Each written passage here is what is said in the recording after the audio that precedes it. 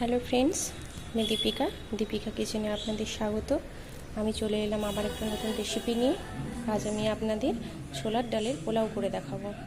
তার জন্য আমি নিয়েছি ছোলা নিয়েছি, আর নিয়েছি বাসমতি চাল। আমি এগুলো 7-8 ঘন্টা ভিজিয়ে রেখেছিলাম। আপনারা যদি সকালে করেন তাহলে রাতেই ভিজিয়ে দেবেন, আর যদি বিকেলে করেন বা রাতে তাহলে সকালে ভিজিয়ে দেবেন, তাহলেই হবে। আর ফোড়নের জন্য নিয়েছি গোটা জিরে, তেজপাতা নিয়েছি, এখানে ছোটো এলাচ 4টে, দারুচিনি, গোলমরিচ, লবঙ্গ, শুকনো লঙ্কা আর জয়িত্রী নিয়েছি, আদা রসুন বাটা। এখানে নিয়েছি ধনে গুঁড়ো, কাশ্মীরি লঙ্কার গুঁড়ো, হলুদ গুঁড়ো, নিয়েছি কাঁচা লঙ্কা, পেঁয়াজ কুচি আর টমেটো কুচি, আর নিয়েছি পনির। আমি আগে প্রথমে পনিরটা ভেজে নেব। চলুন কিচেনে যাই। আমি কিচেনে চলে এলাম। আমি এখানে গ্যাসটা অন করে নেব, কড়াটা গরম করে নেব।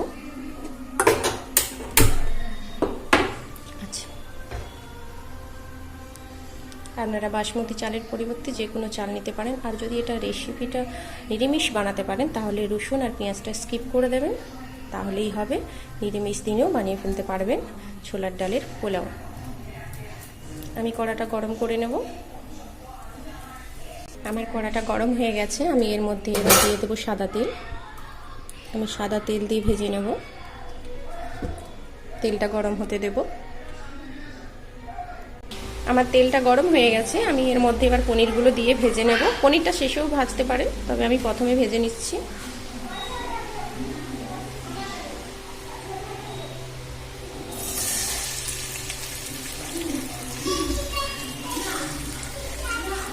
এর মধ্যে একটু হলুদ দিয়ে দেবো, এমনি অল্প একটুখানি কালারের জন্য দিয়ে দেবো একটু কাশ্মীরি লঙ্কা। আমি এবার এটা ভেজে নেব। আমি গ্যাসটা লো করে রেখেছি।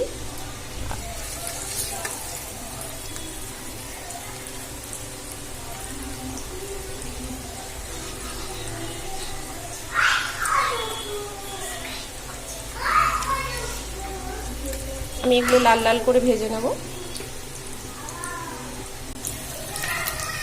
আমার পনিরটা ভাজা হয়ে এসছে। আমি লাল লাল করে ভেজে নিচ্ছি।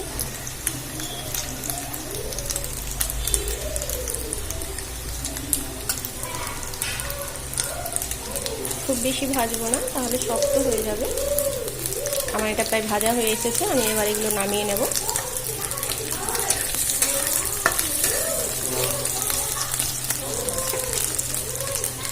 আমি এই যে পনিরটা তুলে রেখেছি, এবারে এর মধ্যে দিয়ে দেবো আর একটু তেল।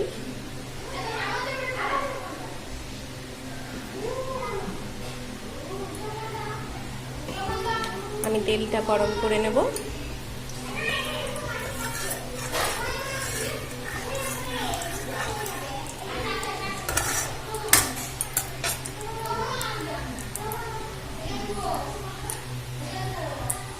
তেলটা গরম হয়ে গেছে। এবার আমি ফোড়নের জন্য জিরে রেখে দিয়েছিলাম, প্রথমে জিরে দিয়ে দেবো, গোটা জিরে।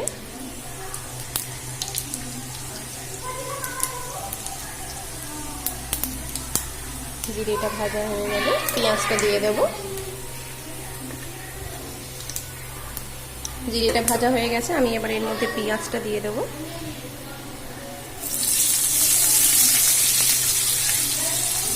আমি পেঁয়াজটা এইভাবে লম্বা লম্বা করে কেটে নিয়েছিলাম। এই যে একটু আড়ভাবে কাটবেন, লম্বা লম্বা কাটলে তাহলে বলবেন। আমি এভাবে আড় করে কেটে নিয়েছিলাম। আর খুব পাতলা করে একটু কাটতে হবে, না হলে পেঁয়াজটা গোটা গোটা রয়ে যাবে, পোলাওতে দেখতে ভালো লাগবে না। আমি পেঁয়াজটা ভেজে নেব। এই সময় গ্যাসটা হাই করে রাখবো। পোলাওটা বানাতে খুব বেশি সময় লাগে না, তবে এই পেঁয়াজটা ভাজতেই একটু বেশি সময় লাগবে। পেঁয়াজটা আমি লাল লাল করে ভেজে নেব।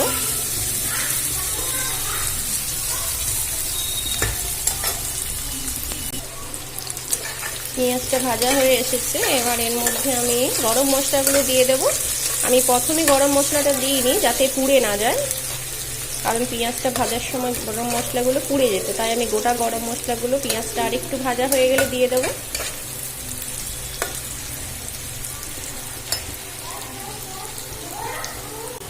আমার পেঁয়াজটা ভাজা হয়ে এসেছে। এবার আমি এর মধ্যে গরম মশলাগুলো দিয়ে দেব, গোটা গরম মশলাগুলো দিয়ে দেব। প্রথমে দিয়ে দেব দুটো তেজপাতা, দিয়ে দেব দুটো শুকনো লঙ্কা। আমি গ্যাসটা লো কমিয়ে দিয়েছি। দিয়ে দেব দারচিনি, জয়িত্রী, লবঙ্গ, গোটা গোলমরিচ, আর দিয়ে দেব 4টে এলাচ। আমি আবারও এর সাথে একটু ভেজে নেব।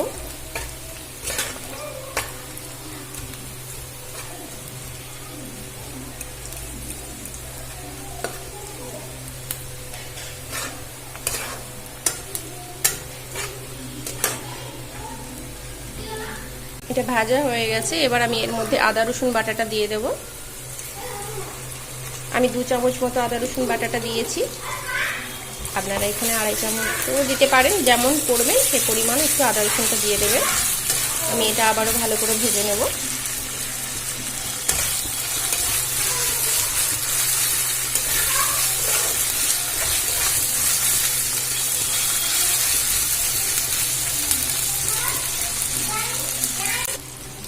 আমার এই মশলাটা ভাজা হয়ে গেছে। আমি এবারে এর মধ্যে যে কুচানো টমেটোটা রেখেছিলাম আমি সেটা দিয়ে দেব। টমেটোটা দিয়ে আমি আবারও কিছুক্ষণ নাড়াচাড়া করে নেব।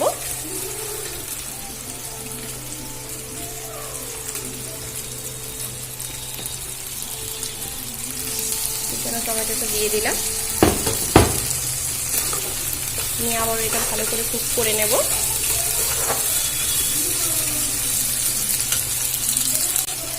আমি যে এখানে কাশ্মীরি লঙ্কার গুঁড়ো, হলুদ গুঁড়ো আর ধনে গুঁড়ো রেখেছিলাম ওটা এর মধ্যে এবার দিয়ে দেব। দিয়ে আবার একটু জল দিয়ে ভালো করে ভেজে নেব।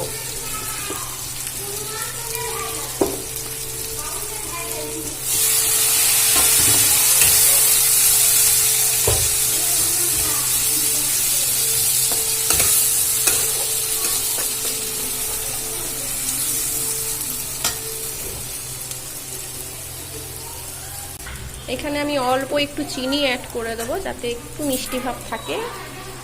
আপনারা দিতেও পারেন, নাও দিতে পারেন, কোনো অসুবিধা নেই।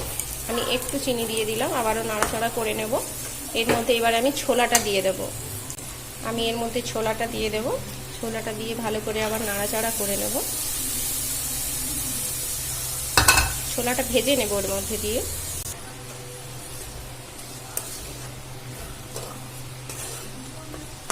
আমি ছোলাটা খুব ভালো করে এর মধ্যে দিয়ে ভেজে নেব।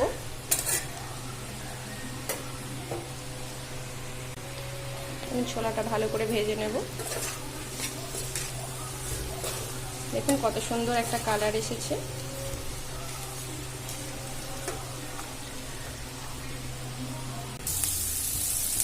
দেখুন ছোলাটা আমার ভাজা হয়ে এসেছে।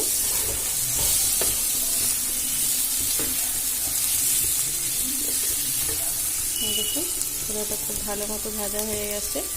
আমি এবার এর মধ্যে চালগুলো দিয়ে দেব।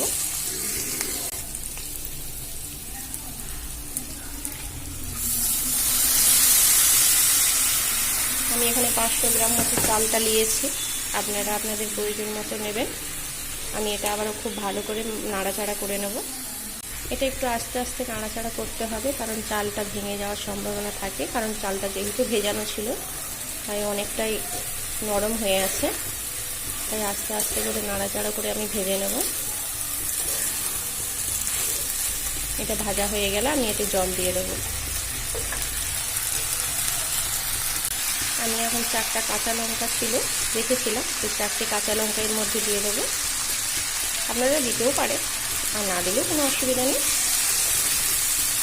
যেমন ঝাল খাবে সে মতো দিলেই হবে। আমি আবারও ভালো করে নাড়াচাড়া করে ভেজে নেব।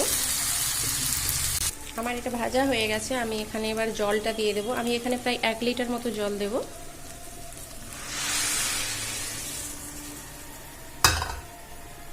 এই যে আমি জলটা দিয়ে দিয়েছি। এবার এর মধ্যে নুন দিয়ে দেব। আমি গ্যাসের ফ্লেমটা হাই রেখেছি, যতক্ষণ না এর ফুট আসছে ততক্ষণ অবধি আমি হাই রাখবো। এই যে আমি নুন দিয়ে দিলাম পরিমাণ মতো, যেহেতু আমি প্রথম থেকে নুন দিইনি। নুনটা দিয়ে দিলাম। নুনটা দিয়ে আবারও খুব ভালো করে নাড়াচাড়া করে নেব। এই দেখুন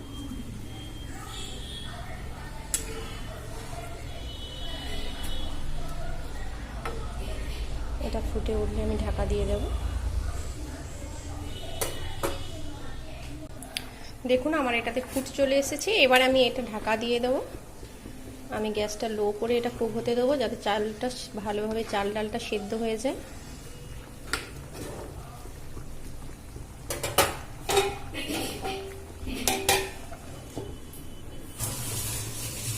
আমি এটা 5 মিনিট কুক হতে দেবো।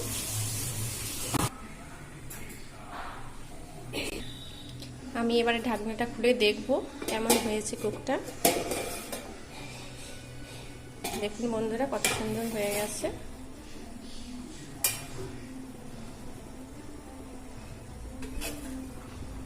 দেখুন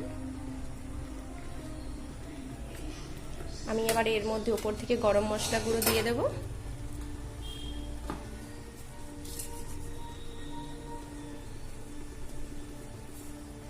দিয়ে এটা খুব ভালো করে নাড়াচাড়া করে নেব।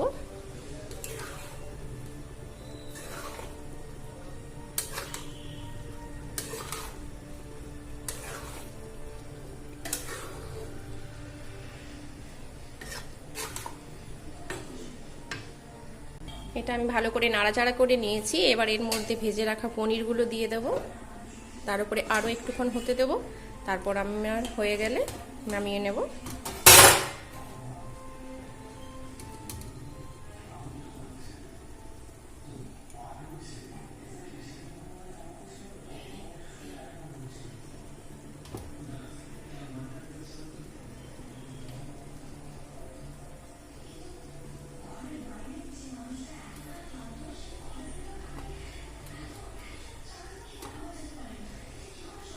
আমি এই পনিরগুলো দিয়ে দিয়েছি। এবারে এটা ঢাকা দিয়ে দেব, আরও কিছুক্ষণ হতে দেব। একটু জলটা আছে, ওটা শুকিয়ে গেলেই আমার রেডি গরম গরম ছোলার পোলাও। আমি ঢাকনাটা খুলে দেখে নেব আমার এটা কুক হয়েছে কিনা। দেখুন কত সুন্দর কালারটা এসেছে। আমি একবার এখান থেকে তুলে দেখিয়ে দিচ্ছি। এই যে দেখুন, আপনারাও বাড়িতে ট্রাই করবেন। যদি আমার রেসিপিটা ভালো লাগে একটা লাইক করবেন আর সাবস্ক্রাইব করে দেবেন, যাতে আমার নতুন নতুন রেসিপিগুলো আপনাদের কাছে পৌঁছে যায়। আপনারা সবাই ভালো থাকবেন। নমস্কার। আমার রেসিপিটা প্লিজ একবার ট্রাই করে দেখুন। যদি ভালো লাগে কমেন্ট করে জানাবেন, জানালে আমি খুশি হব। আপনারা সবাই ভালো থাকবেন। ধন্যবাদ।